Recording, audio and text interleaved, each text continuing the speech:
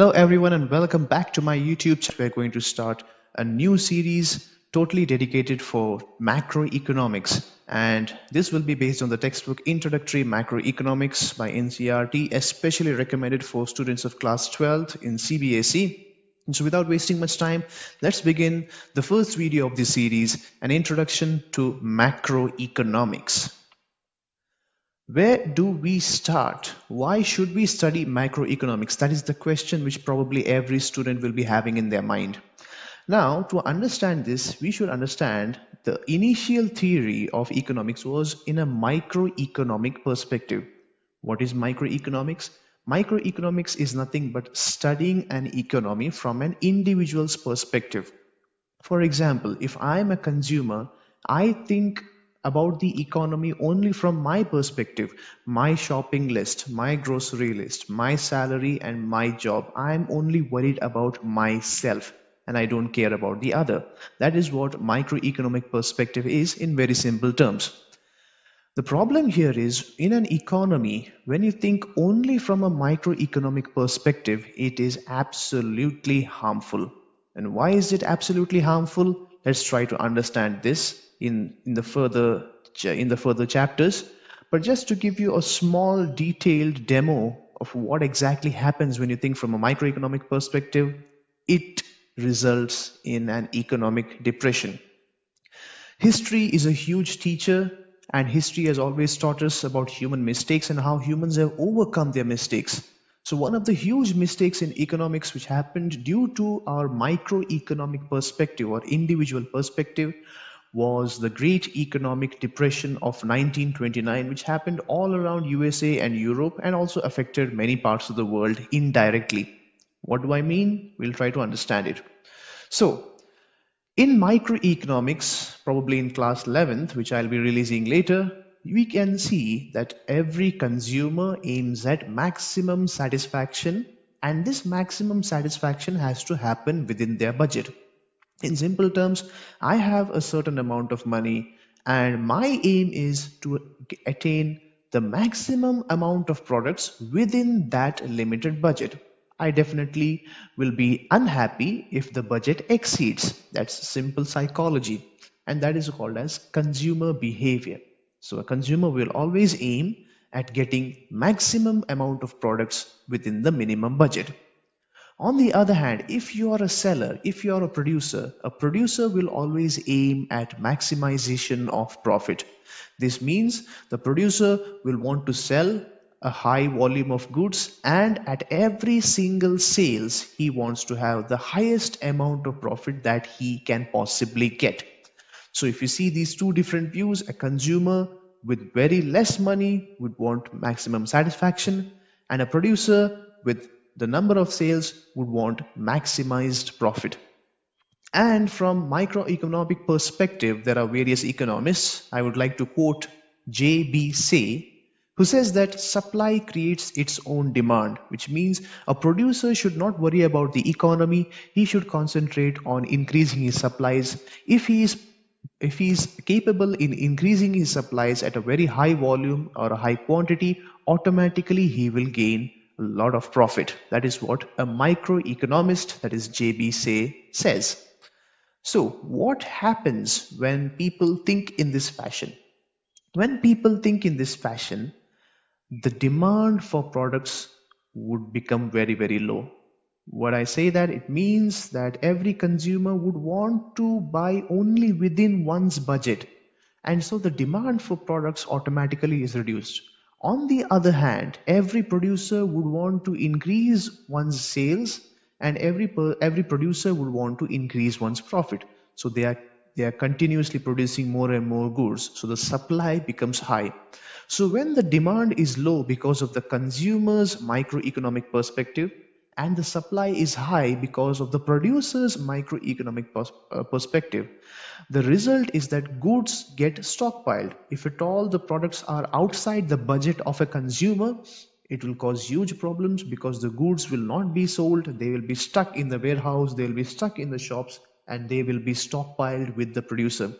Because of this, the producer has already spent a lot of money to produce these goods and products. His money is stuck. The consumer does not want to buy exceeding one's budget. The consumer's money is stuck with the consumer. The producer's money is stuck in the products that which he has created. And with this, money does not circulate in the economy. Now, once money does not circulate in the economy, the producers will try to reduce their costs. And in this fashion, in this manner, they start firing. And because of this is actually what happened in history. People lost their jobs. Banks who had supplied money to producers in order to produce more and more goods, now they were not able to recover their debts. The banks were totally dry, and since the financial institutions of an economy went dry, even huge governments went dry. And this led to a chain reaction. So one single idea, one single thought led to a huge chain reaction, and this chain reaction led to the collapse of the economies of Europe and USA in 1929. And this is called as the Great Economic Depression, all because people thought from an individual perspective, people thought from a microeconomic perspective. This is also one of the reasons for the Second World War, but then this was indirectly how the Great Economic Depression impacted the entire world. Well, about the Second World War, we could discuss in another chapter, in another video, but right now we will stick to economics. So, it's time to change our perspective, it's time to change our thinking. So, let's move to macroeconomics. What is macroeconomics and why am I so excited about it? Macroeconomics can be defined as a branch of economics that studies economic issues at an aggregate level, treating the economy as a whole entity. This definition was given by the great John Maynard Keynes, whom you can see on your screen. He is the one who brought about this revolution in the thinking pattern in economics.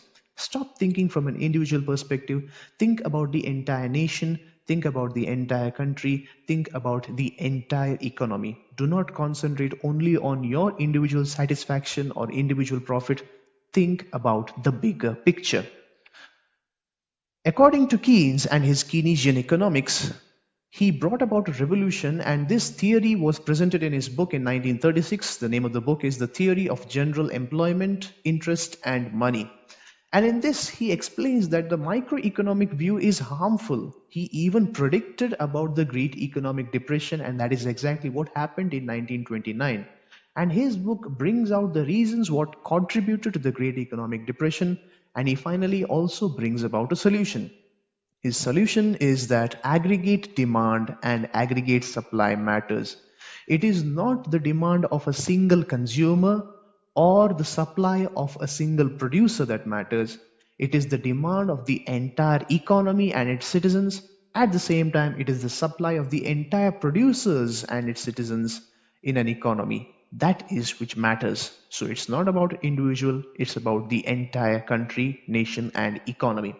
I will be dealing this in detail in the third chapter in this series, Income and Employment. Well, till now, we have not yet got a clear picture of macroeconomics. I'm just introducing you to the subject. I'm just introducing you to the definition. I just introduced you to the reason why we started thinking from a macroeconomic perspective, but the details will be in the chapters which will be following. Before we move to those chapters, it would be really nice to understand the uses of macroeconomics. What is macroeconomics useful for? The first is for policy formulation, and this is very, very important, especially in the times of the pandemic where countries are scrambling to help and uplift their economy. A macroeconomic perspective is very, very useful for economists to see the entire economy as a whole, as an aggregate. And because of that, it will be very, very useful to create policies. For example, the various packages and relief packages brought about by the governments of various economies. These are a beautiful example of how policies have been formulated so that the citizens might be uplifted from the economic depression. The second one is control of fluctuations. We all know that everyone is suffering from inflation and price rise. And so price rise can be controlled by using macroeconomic tools. One of the most important tools is the government taxation system, and another example could be the government budget system, which will also be an important chapter in this series. So by using these tools, we can control the price level and ease the burden of the citizens within an economy. The third use is that it can be used for comparative study. When we try to compare between different countries, we do not take a single seller from a country, but we try to take the entire economy together. The previous series, which was basically about comparative development, you can always refer back to my YouTube channel, where in the previous series it was about comparative study, especially with India, with Pakistan and China, which was the last chapter in the series. Macroeconomics is also used to measure development. How far has a country developed and progressed? Has the country's agriculture, industry and tertiary sector developed, or has it been relegated or digressed? That is what macroeconomics helps us to understand. And finally, macroeconomics is also useful to estimate and guess how much welfare will the country attain in the future. And so, how does macroeconomics do all these purposes or fulfill them? That is what we're going to study in the chapters in the future of this series. Quickly moving to the differences between microeconomics and macroeconomics. First is the meaning. Microeconomics, as I told earlier, deals with only and only individual behavior, while macroeconomics teaches about aggregate behavior of the entire economy. The scope of microeconomics is very, very narrow because it only deals with individual consumers and producers, whereas macroeconomics is a huge subject. The scope and the area which it covers is wide. Microeconomics was the first concept which evolved, especially with Adam Smith and his theory of the wealth of nations, whereas macroeconomics evolved later by John Maynard Keynes, as I explained, that is after the Great Economic Depression, after 1930. The concepts used in microeconomics have been studied in class 11. I'll be releasing a series on that soon.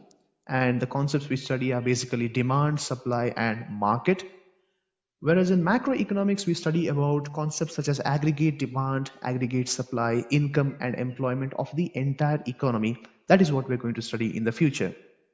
The purpose of microeconomics is to analyze the individual behavior within an economy, whereas the purpose of macroeconomics is to analyze growth and development in the entire economy.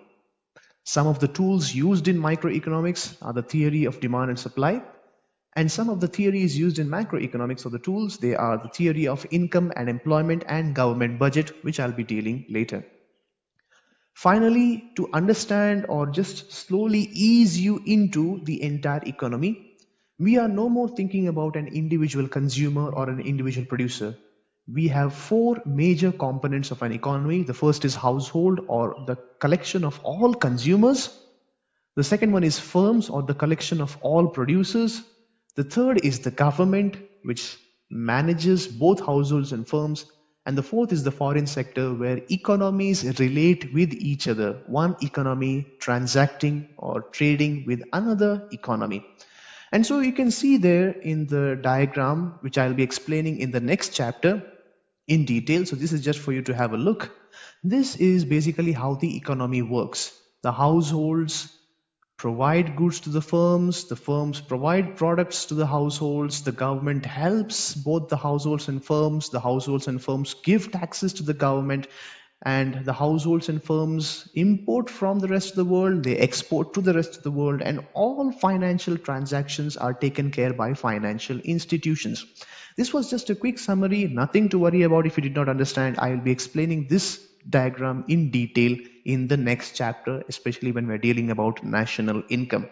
So with that, we complete this introductory chapter where I introduced to you the meaning and definition of macroeconomics. Why is macroeconomics useful? How did macroeconomics arise? And the uses of macroeconomics. So with this, I complete the introduction to macroeconomics. Thank you so much for staying in this video till now. If you found this video helpful, please like, share, and subscribe so that many more students can benefit from it. Thank you so much. Stay tuned for the next videos in this series.